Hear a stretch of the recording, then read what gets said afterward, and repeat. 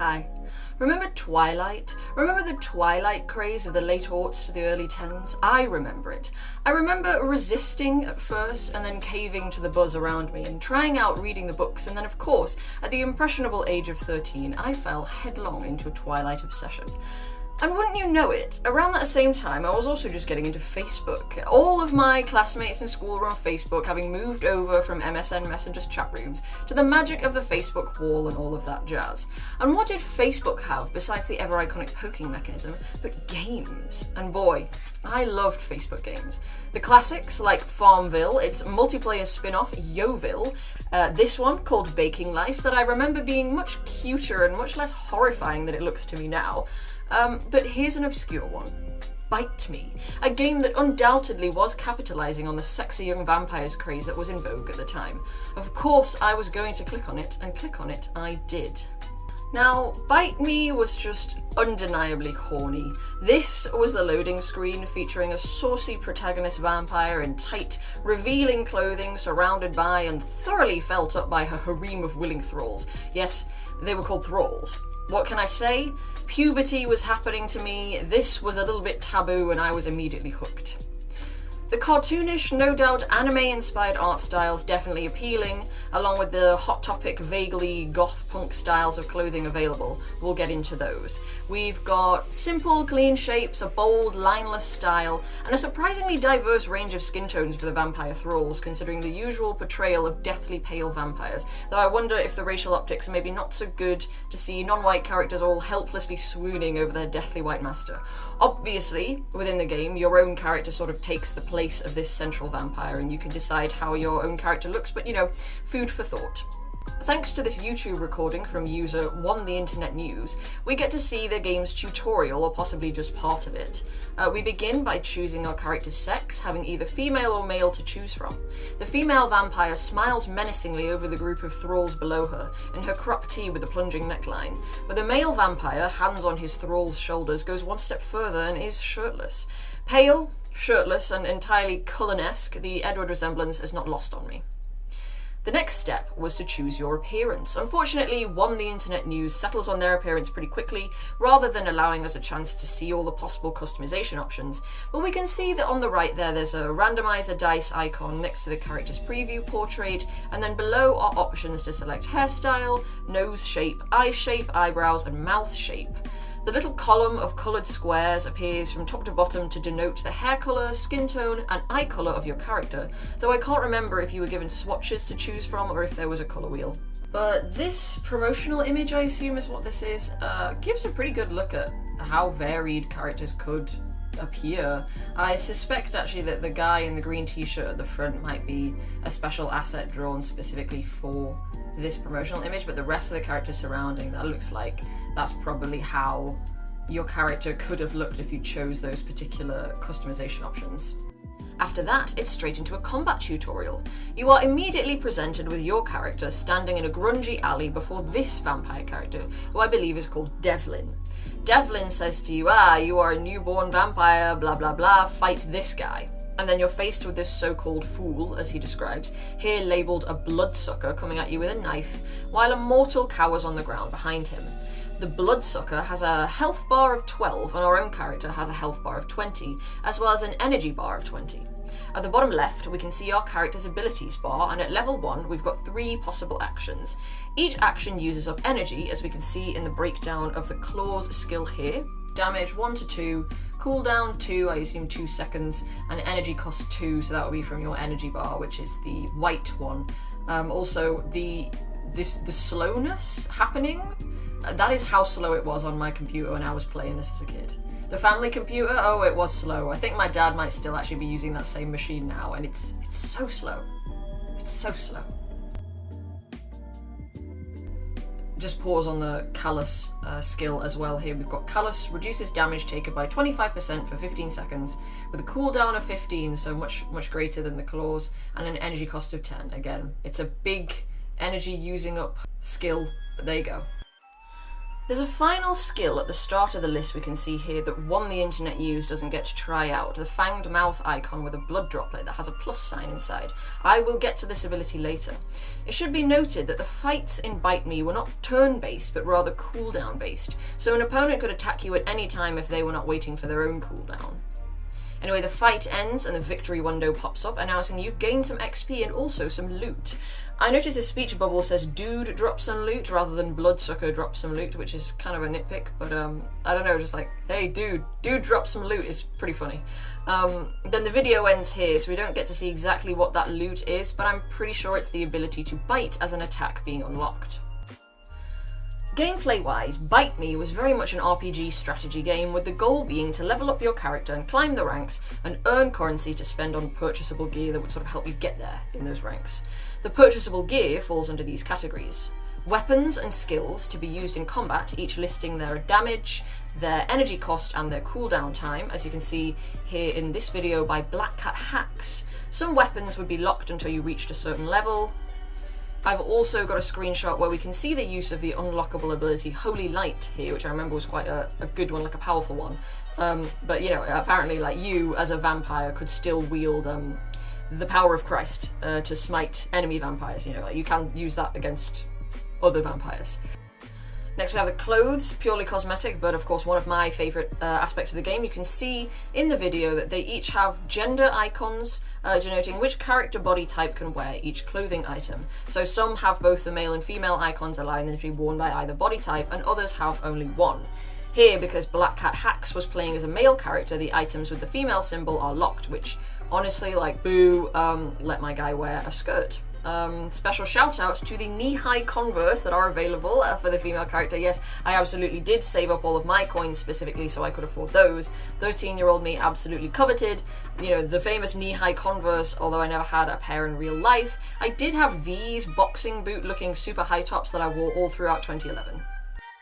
Right, so remember that greyed out ability during combat that I mentioned that we'd come back to later, the one with sort of the blood droplet? This was the bite a friend mechanic, and this was obviously friend as in Facebook friend, since of course this was a Facebook game. As described in the game guide on Bite Me, Steel Owl here explains that you would be given a pop-up window showing your Facebook friend list of friends who do not already play Bite Me, and upon choosing someone, your character would zip off screen, whereupon a cutscene would play showing your character draining the blood of a random human character. I can't remember if this stand-in for your Facebook friend would always look the same or not, but it undoubtedly never looked like your actual Facebook friend. After the cutscene, your character would zip back to their combat position and your hit points would be restored, but I can't remember if it would be all of your hit points or just some of them. Upon finishing combat, you'd be given a dialogue window asking if you want your Facebook friend, who you just drained the blood from, to live or die. Choosing to let them live would have the game send an invite to your Facebook friend to play Bite Me, the in-universe equivalent to them being given the gift of vampirism themselves, rather than just being left to die after being exsanguinated. Choosing to let them die would simply have the game not send that invite to your Facebook friend. What I can't remember, and what Steel Owl didn't mention, is if this would be a one-time deal per Facebook friend and if the game would remember if you'd already drained a Facebook friend or not. I think it did. I think it was just a one-time only deal, but I can't be sure. Steel Owl also suggests a personal sort of strategy for playing the game, and I guess like being able to keep using this drain a friend mechanic for heals would be that you actually want a bunch of friends who aren't playing this game, and that you'll want to send invites sparingly. Certainly a different approach from other games, which, yeah, tend to want you to get as many players in on it as possible. The final battle mechanic I can find anything about was Coven battles, which were, as Steel Owl describes, essentially giant gang fights. You and all your friends, as in like Facebook friends who are playing Bite Me but don't actually need to have the game open and actively be playing as part of your party. You and all your friends that are playing face off against one of your friends and all of their friends who are playing. Aside from resulting in some weird duplication of people, the fight proceeds much like a normal combat. The differences are as follows. Combined bars, your health and energy bars, appear to be the combined values of all your friends' health and energy bars. Limited powers that stack. You only have 2 abilities to attack and defend. Each of these can be activated multiple times by repeated clicking, up to the number of members in your coven. This causes more of your members to partake in this action, and no experience points or money. You get tough points instead of experience or money for winning the fight. These points can't be spent on anything. All they do is give you a ranking relative to the other players in the game, so I suppose that would be where you climb the ranks. When viewing the map of the town in which your vampire character inhabits, you could see various locations as well as several NPCs, here Marshall, Valentina and Greenwell. In this blog post, This explains that new places and NPCs will be unlocked as you level up. If I remember right, I think you could just go and get in random fights by clicking on these locations, but you would also be specifically tasked with disposing of opponents by way of NPC quests. Quests appeared, I think, this is what they are here, at the bottom of the window, and these would bring rewards, items, or experience points, possibly both, I don't remember. As for enemies, I've got evidence of bloodsuckers in this one screenshot, I guess just random other vampires. These so-called mongrels, which are apparently half dog, half werewolf, and then there were also Goliath, so it looks like he's just a big vampire. This might possibly be a boss battle. And the last aspect of the game to mention, though the first one we get a glimpse of, I suppose, what with that loading screen, is the Thralls. Thralls are NPCs that start off as mortals that come and knocking on your apartment door, asking for shelter and a chance at the vampiric way of life, or unlife. In order to transform a mortal into a thrall, you would need to play a minigame in which you basically fight their red blood cells in order to let the vampirism take over. There are these 2 bars that you can see next to the thrall standing around in Black Cat Hack's apartment. I assume that they may be a health bar and possibly a vampirism level bar.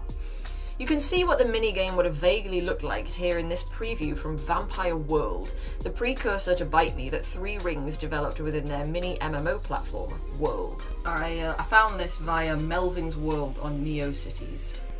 The feeding game, as it's referred to here, I think looked much the same as these screenshots would suggest. Like, I remember that this little heart with the fangs was your cursor, and it sort of slowly slid around where you pointed it, aimed at these big red blood cells that, yeah, as the instructions here suggest, would burst on impact. What's also interesting to note about this Vampire World preview is that apparently Vampire World was much more social in nature. We can see here in the text as well, it says, obviously click feed on a world player and you and your vampire kindred will sink your teeth into the feeding game. It sort of seems like maybe you could just straight up bite other players rather than having this thrall situation. It also says, hunt rare blood strains in the world populace, sire vampire progeny and build your lineage, flaunt your style with configurable avatars. Well, we do have that in Bite Me, but create a blood bond with your special partner is also not something that was part of Bite Me. As far as I can tell as well, there may have been some crossover in the time where there was both Vampire World and Bite Me sort of in operation, but they had no direct crossover. They were completely separate games, though with similar assets and I guess with some similar mini games in the form of the feeding game. I believe there's some kind of private server recreation of World or something that may be currently operating in 2024, but I didn't want to sign up to it just to check if this Vampire World game still exists. So if anyone out there is a World user sort of in the present day, let me know, is it there? Anyway, back to Bite Me. So once you have your thralls, I think they would bring you gifts. We can see some gift icons, some mouth icons, some Facebook icons, and at the bottom we also have a syringe icon, but I really don't remember what the icons actually represented. I might speculate that the gift, would be them bringing you a gift, maybe a cosmetic item or a weapon, and then the Facebook icon could be a hint to post something on Facebook, like apps sometimes want you to do to let the world know you're playing, like Loren just drained a vampire of blood, and then you post it to your Facebook wall. Also, it could have been just like another invite a friend mechanic, I don't know. The mouth icon, I have to assume, would be the feeding game. I think you could play it multiple times, maybe because it could have taken a couple of goes to get the vampirism to really take over or something, I think. And then the syringe, again, I'm not sure. It could have been a heal option, maybe if your thrall had low hit points after a fight. I don't actually remember if he could bring them into combat with you, but it feels like a safe bet. It also could have maybe been like administering an antidote, cure their vampirism and send them away. Genuinely no clue. In order to have more Thralls, you'd need to get a bigger apartment, which could only be purchased using Sanga credit, which could only be purchased using real-world currency, though the video I've been getting screenshots from is one about hacks, so it seems people were also doing hacks to get bigger apartments as well. Here on the page where you would buy an apartment upgrade, it does say one doting blood slave is never enough, which is yikes. But something I did think was quite funny is that at the bottom here we can just see Thrall and Sanga are registered trademarks of Sanga Corp, copyright 1886 to 2009. 2009 is, I think, when the game was made and uploaded to Facebook, but 1886, you know, that's how long the vampires have been in business. Obviously, with the death of both sort of Flash and Facebook games, it's difficult to find a lot of stuff about this, despite how many people I've seen sort of lamenting the death of this game. I found a post on Reddit of people being like, yeah, I remember that one, I played it loads. It doesn't seem to have been popular enough to have been downloaded and uploaded to any Flash archives, and in fact there's very little that seems to have been archived at all, even in picture or video form. What I've shown you I found on YouTube and DeviantArt, of all places, but though I trawled all over the game's Facebook page, it's tagged photos, all just random people's personal pictures. Like, why are you all tagging this horny vampire game on your wholesome family photos? I don't get it, guys. Bite Me was developed by a game company called 3 Rings, as I mentioned earlier. It was headed up by a gentleman called Daniel James. When I reached out to Daniel James to ask, do you know who else worked on this? He said, yes, I was, 3 Rings' sort of leader, but the team that actually made Bite Me were Tim Conkling, who was the design and programming lead, and John Demos, the art director. Most recently, the devs have worked on this game, The Feast, cannibalistic romp, which I can see some of the same interest in horror shining through in a much bigger way. And that's everything I have. Did you, watching this, ever play Bite Me? Does this ring a bell? Have you got ancient screenshots saved of you climbing the Coven ranks? Let me know in the comments, or you can DM me on Instagram. There's probably heaps of stuff I've forgotten. Right, I've been on a sort of no longer supported or available games of the past kick recently, and I've got 2 long-form videos about such games in the works, but I thought I'd do this one in the meantime to warm up my talking about defunct mobile games motors. Yeah, so thank you for watching this video. You will see me again if there is another one. Goodbye.